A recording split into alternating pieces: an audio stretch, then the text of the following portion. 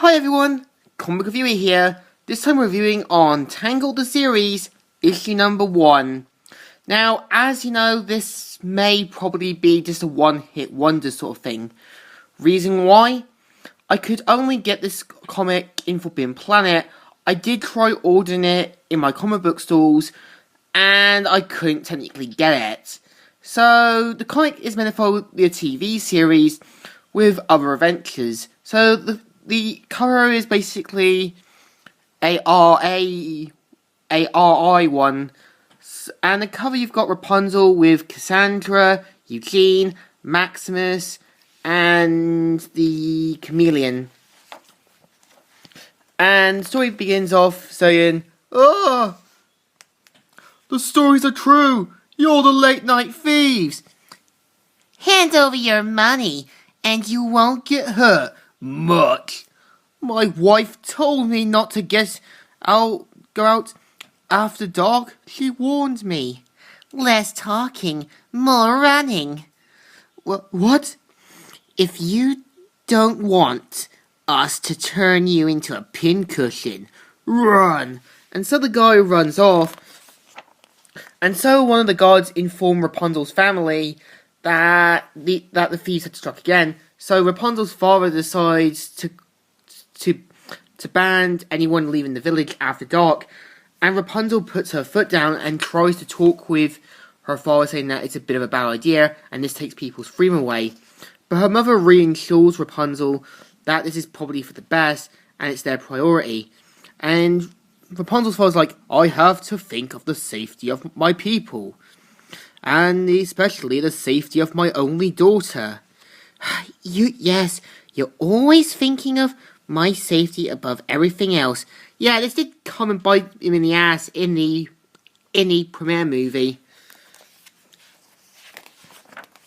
And so Rapunzel and Cassandra decide to go after the thieves and manage to successfully sneak out at night. Meanwhile, Eugene and Stan are talking, saying, "So, how many of them are there? 20, 10, 30? 2, a big one, and a little one. All this fuss over 2 thieves? You never see me getting this worked up over 2 measly thugs. Yikes! What is it? What do you see?" And so Eugene thinks, saying, "This isn't going to work. I need to think of something quickly." So he manages to distract him, and every time Rapunzel shows up near, he has to make up excuses, and each one comes up more. And so he eventually finds Rapunzel and Cassandra, saying, "Rapunzel, Eugene, oh, wonderful. You have to get out of here. Why? Because it's too dangerous?"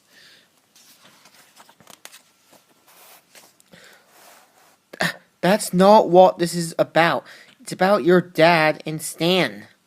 No, I mean, yes, of course. I can't sit by while these thieves terrorize Corneria." And so she points out that these towns need their freedom, and she's not going to sit by and let this happen. And so, mainly Cassandra and that look around, and Eugene's like, "Here we are, another area, empty for the last area. Oh no! What is it? Oh, it's a horrible, awful. You don't want to see it. Shield your eyes. If it's another victim of those horrid thieves, oh no, it's really, And so he ends up knocking him down, and Stan mainly falls down into the water, and he's like, "How dare you? What's the meaning of this? You better start talking, Buster." And so one of them shows up, saying, "Oh, thank goodness, I need your help. I was robbed by 2 thieves."